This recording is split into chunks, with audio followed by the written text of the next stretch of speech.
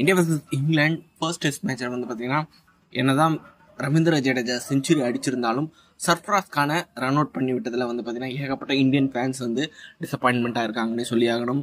சர்ஃப்ராஸ் கான் ஏகப்பட்ட ரன்ஸ் டொமஸ்டிக்கில் அடிச்சுட்டு ரொம்ப நாள் வெயிட் பண்ணி இப்போ தான் வந்து பார்த்தீங்கன்னா அவருக்கு ஃபர்ஸ்ட் டைம் இந்தியன் டீமுக்கு விளையாடுறதுக்கு வாய்ப்பு கிடைச்சிருக்கு. அதை வந்து பார்த்தீங்கன்னா சிறப்பாக பயன்படுத்தினார்னே சொல்லி ஆகணும். 66 பால் 62 ரன் அடித்து ஒரு செம்ம ஃபார்மில் இருந்தார். அவரை வந்து பார்த்தீங்கன்னா கண்ட்ரோலே பண்ண முடியல அப்படின்ற மாதிரி ஒரு சுச்சுவேஷனில் வந்து பார்த்தீங்கன்னா இங்கிலாந்து டீம் இருந்தாங்க. ஆனால் அவரே வந்து பார்த்தீங்கன்னா அவரோட விக்கெட்டை கொடுத்துட்டாருன்னே சொல்லி ஆகணும். முக்கியமாக ஜடேஜா வந்து பார்த்தீங்கன்னா தேவையில்லாமல் ஒரு கால் பண்ணி ரன் அவுட் ஆக்கி விட்டாருன்னே சொல்லி ஆகணும்.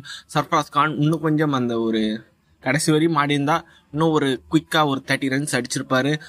செஞ்சுரி அடிக்கவே நல்ல வாய்ப்பு இருந்தது அப்படின்ற மாதிரி வந்து பார்த்தீங்கன்னா கம்ஃபர்டபுளாக ஆடிட்டு இருந்தார் சர்ஃப்ராஸ் கான் ரன் அவுட் ஆனவனே வந்து பார்த்தீங்கன்னா டோட்டலாக இந்தியன் ஃபேன்ஸும் சரி இந்தியன் ட்ரெஸ்ஸிங் ரூமும் சரி டோட்டலாக டிசப்பாயின்மெண்ட். ஏன் ரவீந்திர ஜடேஜாவே வந்து பார்த்தீங்கன்னா ரொம்ப நேரம் அப்செட்டாக இருந்தாருன்னு சொல்லி ஆகணும். First of all Ravindra Jadeja வந்து பார்த்தீங்கன்னா 99 இருந்தார். அவர் எப்படியாவது 100 அடிக்கணும் அப்படின்ற மாதிரி வந்து பார்த்தீங்கன்னா ஒரு முயற்சியில் அந்த ரன்னை வந்து பார்த்தீங்கன்னா எடுக்க பார்த்தாரு. ஆனால் வந்து பார்த்தீங்கன்னா ஸ்ட்ரைட்டாக அந்த ஃபீல்டருக்கு ஸ்ட்ரைட்டாக வந்து பால் போயிடுச்சு. பட் ரவீந்திர ஜடேஜா வந்து பார்த்தீங்கன்னா ஸ்டார்டிங்கில் ரன் ஓடு அப்படின்ற மாதிரி சொன்னார். அதை கேட்டு சர்ஃப்ராஸ் கான் கண்மூடித்தனமாக வந்து பார்த்தீங்கன்னா ஜடேஜாவை நம்பி ரன் ஓட பார்த்தாரு. ஆனால் வந்து பார்த்தீங்கன்னா ஃபீல்டர் பக்கத்தில் போயிருக்கு பால் அப்படின்ற போது ரவீந்திர ஜடேஜா அந்த கால் பண்ணியிருக்கவே தேவையில்லை. இது முழுக்க வந்து பார்த்தீங்கன்னா ரவீந்திர ஜடேஜாவோட ஒரு தப்பு தான். சர்ஃப்ராஸ் கான் மேலே நம்ம தப்பே சொல்ல முடியாது. ஏன்னா அவர் வந்து திரும்பி கூட பார்க்கல. ரவீந்திர ஜடேஜா சொன்னோன்னே ஓடினார்.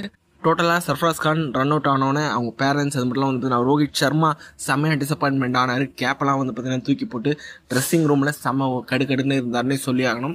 சர்ஃப்ராஸ் கானால் நம்ப முடியல, நான் வந்து ரன் அவுட் ஆகிட்டேன் அப்படின்ற மாதிரி செம்ம ஃபீலிங்கில் இருந்தார் டக் அவுட்டில். ஏன்னா இது வரைக்கும் ஃபர்ஸ்ட் கிளாஸ் கெரியரில் வந்து பார்த்தீங்கன்னா அவர் ரன் அவுட்டே ஆனது இல்லையா, இதுதான் ஃபர்ஸ்ட் டைம் அப்படின்ற மாதிரி வந்து சொல்கிறாங்க. இருந்தாலும் சர்ஃப்ராஸ் கான் நல்லா விளையாடினார் அப்படின்ற போது இன்னும் அவருக்கு நிறைய வாய்ப்பு கிடைக்கணும் அப்படின்ற மாதிரி தான் நம்ம வந்து யோசிக்கணும். அதுதான் வந்து பார்த்தீங்கன்னா இந்தியன் டீமுக்கு ஒரு நல்ல விஷயம்னே சொல்லி ஆகணும். ஓகே, நடந்து போச்சு. நடந்ததை வந்து பார்த்தீங்கன்னா மாற்ற முடியாது. இப்போ வந்து களத்தில் ஜடேஜா இருக்கார். சர்ஃப்ராஸ் கான் அவுட் ஆனது அவருக்கே வந்து பார்த்தீங்கன்னா ஜீர்ணிக்க முடியல. இருந்தாலும் அவருக்கு இன்னும் பேட்டிங் இருக்குது. இந்த ஒரு 110 ரன்ஸை வந்து பார்த்தீங்கன்னா இன்னும் எவ்வளோ பெருசாக வந்து கொண்டு போக முடியுமோ அந்த அளவுக்கு கொண்டு போனால் தான் சர்ஃப்ராஸ் கானுக்கே கொஞ்சம் நிம்மதியாக இருக்கும் அப்படின்ற மாதிரி எனக்கு தோணுது. உங்களை பொறுத்த வரைக்கும் சர்ஃப்ராஸ் கான் எந்த அளவுக்கு சூப்பராக விளையாடினாரு, சர்ஃப்ராஸ் கான் அவுட் ஆன விதத்தை பற்றி நீங்கள் என்ன நினைக்கிறீங்க அப்படின்லாம் வந்து கமெண்ட் பாக்ஸ் டெப் பண்ணுங்க. இந்த வீடியோ பிடிச்சிருந்தா லைக் பண்ணுங்கள், ஷேர் பண்ணுங்கள். நம்ம சேனலை மறக்காமல் சப்ஸ்கிரைப் பண்ணி வச்சுக்கோங்க.